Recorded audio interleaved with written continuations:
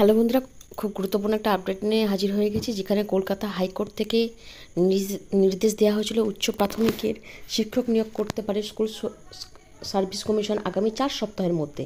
28শে August এই order দেওয়ার পর আগামী সপ্তাহেই কিন্তু কমিশন থেকে উচ্চ প্রাথমিকের নিয়োগ কিন্তু করতে চলেছে।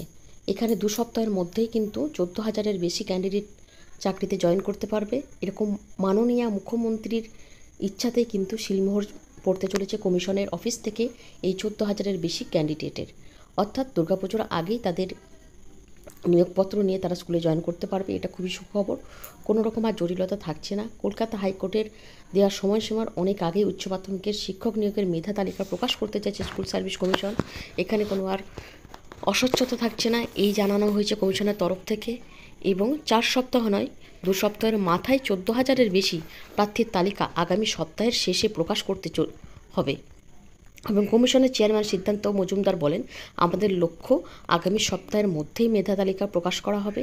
এবং প্রসঙ্গত মেধা তালিকার প্রকাশের দিনই এক্স হ্যান্ডেলে শিক্ষামন্ত্রী ব্রাত্য বসু লেখেন, পুজোর আগেই চাকরি প্রার্থীদের মুখে হাসি ফোটার ব্যাপারে তিনি আশাবাদী। কমিশন এই গতিতে এগোলে তা না হওয়ার কারণ নেই বলে মনে করছে ওয়াকিবহল মহল।